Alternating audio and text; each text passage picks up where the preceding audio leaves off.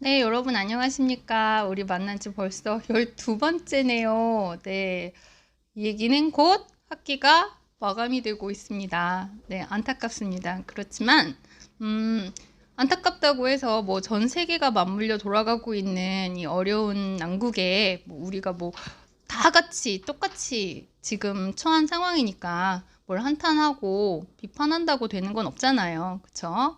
이제 뚜렷이 학교에서 발표를 했네요. 그나마 다행히. 그래서 여러분이 그동안 시간을 어떻게 묶어둬야 되는지, 어떻게 써야 되는지 늘 모르고 불안 속에서 매주 이 학교 측의 발표를 기다렸었잖아요.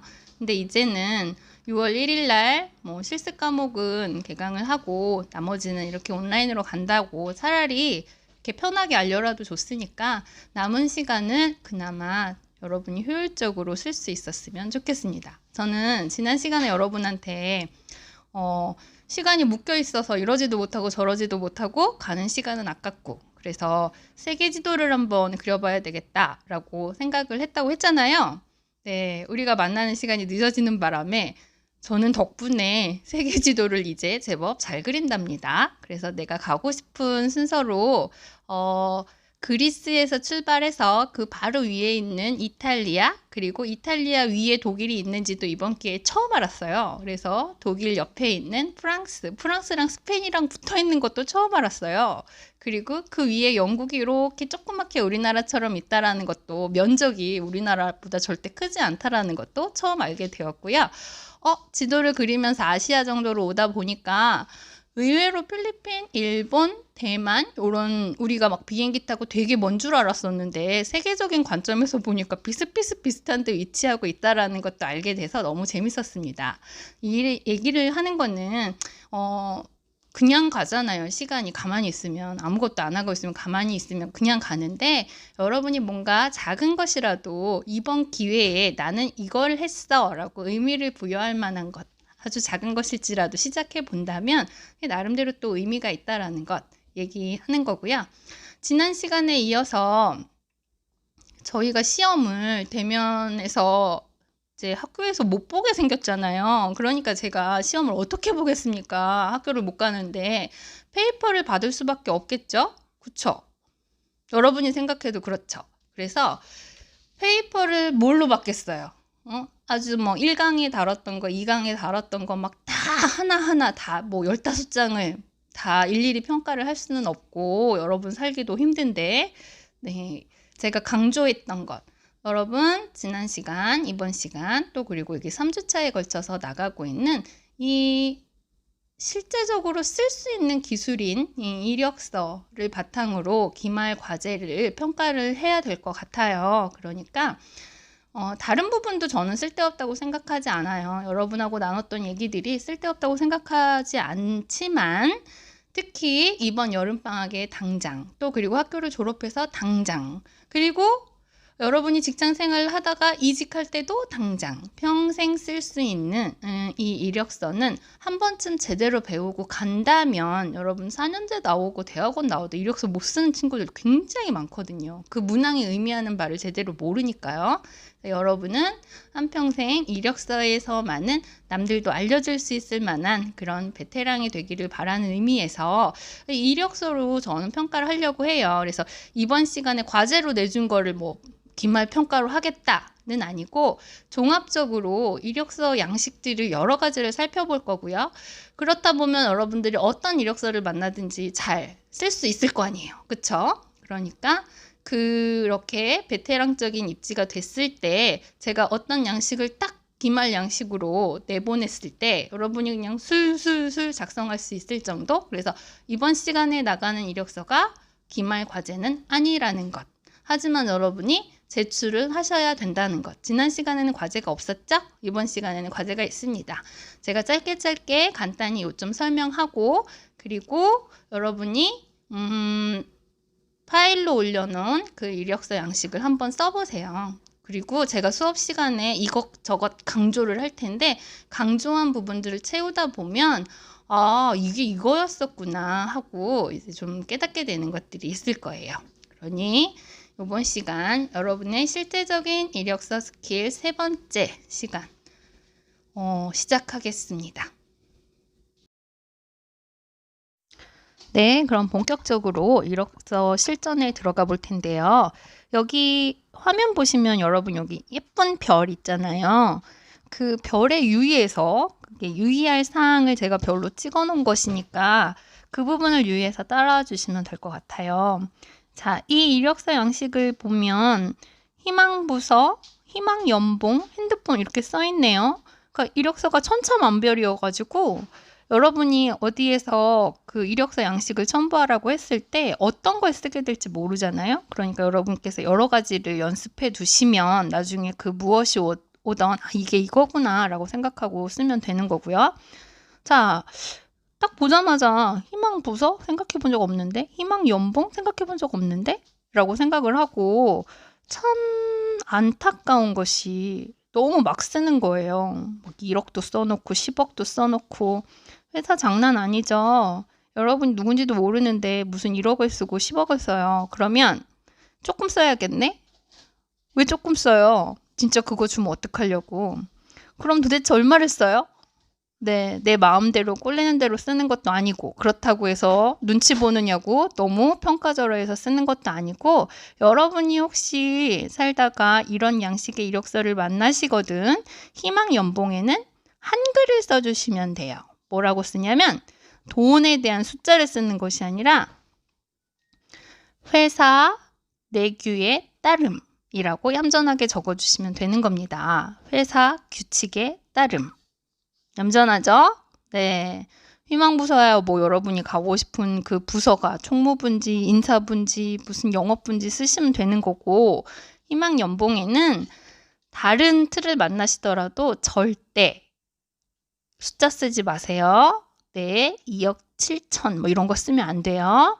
네, 그런 거는 나중에 여러분이 성공했을 때 막 집 살 때 쓰시고 여기다가는 회사 규칙에 따름 회사 내규에 따름이라고 적어주시면 됩니다. 그리고 이름 쓸 때는 이름은 고유명사여서 띄어쓰기 쓰지 않는다고 말씀을 드렸어요. 근데 이렇게 얘기를 하면 고개를 끄덕거려. 학생들이. 이름은 고유명사니까 붙여 쓰세요. 그럼 끄덕거려. 그래놓고 쓸 때는 띄었어. 도대체 왜 그러는 건지 모르겠는데 여러분들 제가 지금 안 봐서 그렇지 분명히 쓰라 그러면 끄덕끄덕 해놓고 나서 또 띄어 쓰거든요. 붙여 쓰세요. 이게 한글 이름 쓸 때는 우리가 한 글자씩 이어갖고 상관이 없어. 그런데 영문 이름을 쓸 때는 영어 이름 좀 길어지잖아요. 그러니까 이걸 띄어 쓰면 이게 성인지 가운데 자가 성인지 마지막 자가 성인지 몰라요. 그래서 이름은 영문 이름 쓰기를 대비해서 반드시 붙여서 써주셔야 된다라는 것.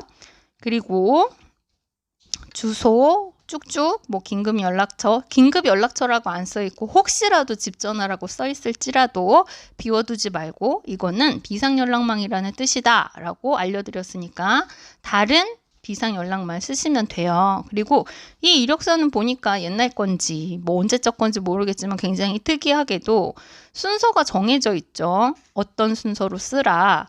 그런데 이런 틀이 없을 때에는 반드시 무슨 순으로? 네, 최근 순으로 쓰라고 말씀을 드렸습니다. 아셨죠? 네, 그리고 나서 이 밑에 칸으로 넘어가면 여러분 제가 말씀드렸죠. 여러분의 퇴직 사유는 뭐 집이 멀어서 대인관계가 힘들어서 뭐 몸이 약해서 절대 안 된다고 했어요. 퇴직 사유는 오로지 딱 두 가지, 학업, 군복무 이 외에는 쓰지 말라고 말씀드렸죠. 그래서 이렇게 퇴사 사유를 꼭 물어봐요. 그 물어볼 때 절대 낚이지 말고 학업과 군복무를 잘 써먹어 주시기 바랍니다. 그리고 여기 자격사항, 외국어사항, 컴퓨터, 봉사활동 있는데 제가 별표는 하지 않았지만 어이가 없는 게 뭐냐면 컴퓨터, 활용 가능한 프로그램. 여러분 레포트 쓸 때 다 PPT 쓰지 않습니까? 이거 소프트 앱이죠. 여러분 다 한글 쓰지 않습니까? 포토샵 정도 하고 엑셀 정도 다루지 않습니까?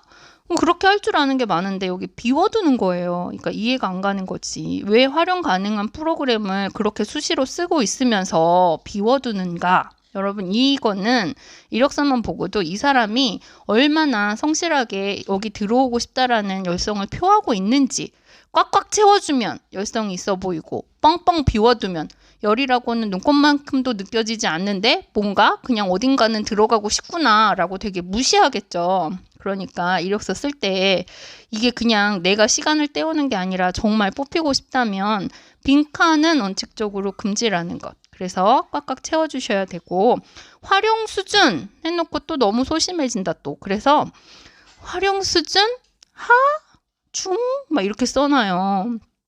그렇게 쓸 걸 뭐하러 씁니까? 여러분 뭐 워드 치는데 여러분 뭐 저기 2박 3일 걸리는 것도 아니고 포토샵 하는데 엑셀 다루는데 좀 버벅거릴지언정 여기 쓸 때는 하라고 쓸 바에는 쓰지 말라는 거죠. 네, 그래서 다 중상 정도 이상은 써주셔야 됩니다. 그리고 또 별표가 하나 나왔네요. 네, 가족사항 제가 지난 시간에 말씀을 드렸는데요. 가족사항 관계, 성명, 연령, 최종 학력 물어보면 돼. 전화로 물어봐서 엄마, 아빠 어디서 일하지? 직위가 뭐지? 물어보면 다 나오는데 이것조차도 비워두면 얘는 가족이 뭐 하는지도 모르는 애가 20살이 넘어가지고 그 사람들한테 학비 받아서 열심히 뒷바라지 받아가지고 사회에 나오는 애가 지네 엄마 아빠가 뭐 하는지도 모른다. 그런 개념 없는 인재는 뽑히지 않습니다. 그렇기 때문에 여러분이 여기 다 채워주시고 동거 여부 눈여겨봐 주세요. 네, 반드시 같이 살 때는 여부 동그라미 안 살 때는 X가 아니라 뭐라고? 점. 그렇죠. 그래서 점. 자, 너의 대답에 여부를 묻겠다. 여부를 듣겠다. 그럼 yes or no를 듣겠다는 거잖아요. yes일 땐 동그라미, no일 때는 점. 네, 저는 점 말씀드렸습니다. 그래서 이 이력서를 토탈로 한 장으로 봤을 때 여러분들이 그 별표했던 부분들을 유념을 한다면 다른 이력서 쓸 때도 문제가 없겠죠. 그리고 이렇게 아주 희귀한 거예요. 이 양식은 옛날 건데 또 그렇다고 안 쓰는 것도 아니에요.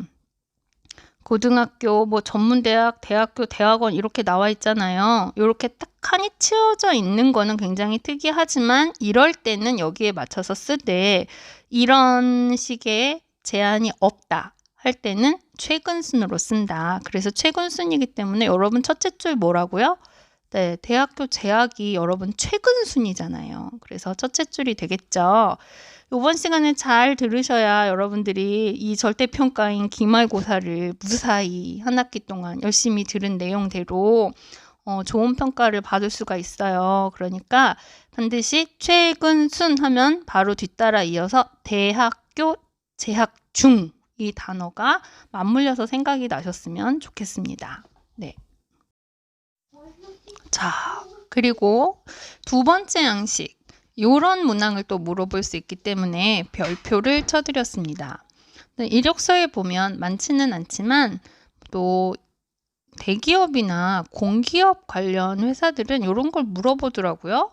호주와의 관계가 뭐냐, 호주 성명이 뭐냐 이런 걸 물어봐요. 그럼 여기서 말하는 호주는 누굴까요? 이걸 모르면 나이가 40이 됐던 50이 됐던 막 써요. 호주를 모르기 때문에 호주와의 관계도 막 써요. 근데 여러분은 비싼 돈 내고 지금 코로나 사태에 힘들게 공부까지 했잖아요. 막 쓰면 안 되죠. 그래서 호주 성명은 우리나라 2008년에 호주제가 폐지됐어요. 그래서 사실 이런 거 물어보면 안 돼요. 그런데도 여전히 이 기관들은 뭔가를 변화하는 걸 되게 싫어해가지고 안 바꾼단 말이에요. 그래서 물어보는데 빈칸으로 둘 수는 없고 일단 들어가야 이런 거 왜 쓰냐 따지기라도 할 거 아닙니까? 그래서 쓰긴 써야겠죠.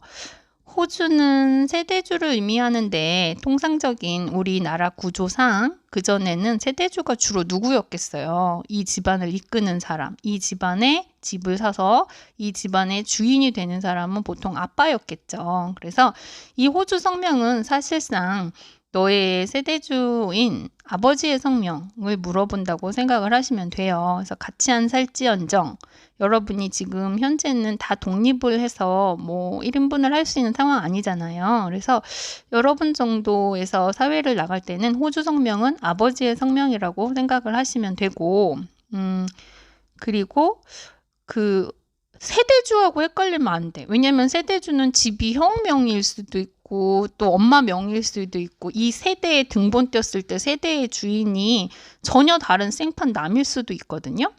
그런데 호주는 세대주하고 다른 게 뭐냐면 호적 등본을 띄었을 때 나오는 가족 관계를 의미하는 거예요. 그러니까 가족 안에서 나의 이런 그 주인이기 때문에 아버지라고 생각을 하시는 거고 세대주랑은 다르다라고 알고 계세요. 집주인 이름 회사가 알아서 뭐 하겠습니까? 네. 그러면 호주와의 관계는 당연히 나는 아들인데 딸인데 그런 간단한 걸 물어보는 게 아니에요.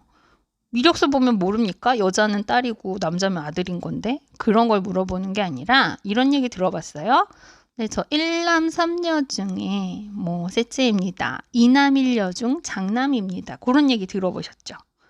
바로 그걸 물어보는 겁니다. 그래서 여러분이 호주와의 관계는 2남 중 장남이냐, 2남 중 차남이냐, 1남 2녀 중 장녀냐 그렇게 개념을 잡고 쓰시면 됩니다.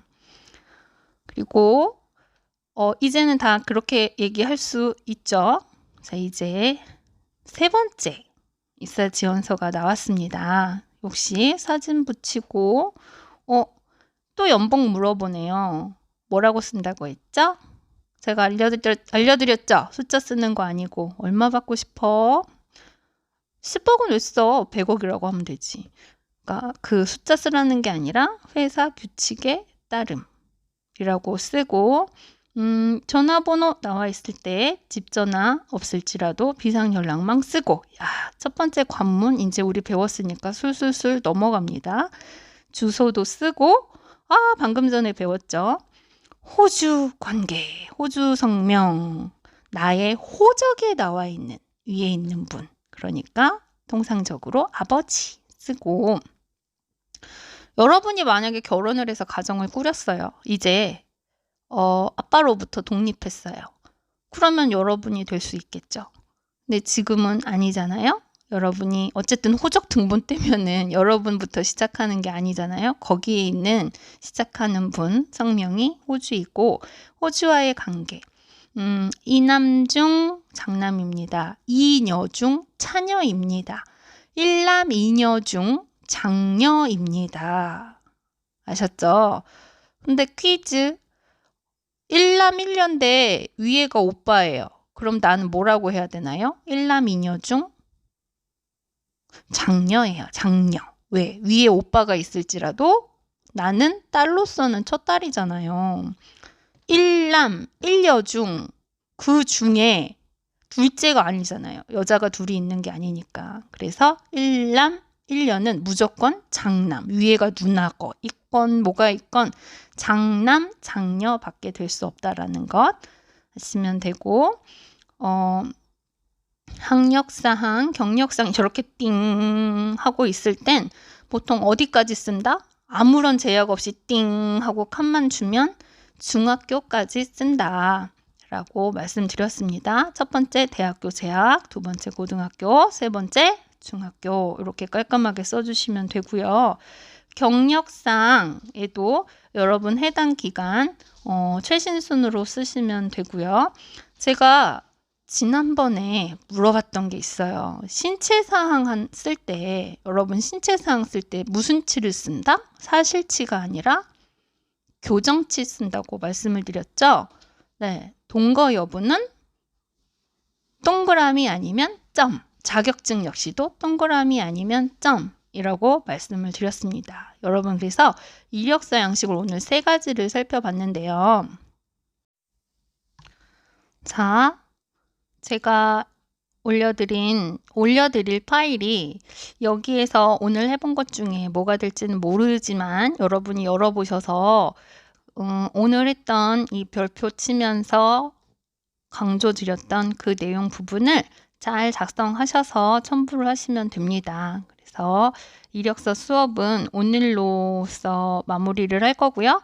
여러분의 기말 평가 과제는 이력서가 될 것이기 때문에 혹시나 틀어놓고 제대로 수업하지 않은 학생들은 그간의 기간이 아깝잖아요. 뭐 매번 그래도 들었을 텐데 점수가 안 좋게 나오면 이게 절대평가를 어쩔 수가 없어서 여러분이 제대로 다시 듣고 대학교 나왔는데 그래도 이력서 한 장은 제대로 쓸 수 있는 그런 깔끔한 매너는 갖춰야 되지 않겠습니까?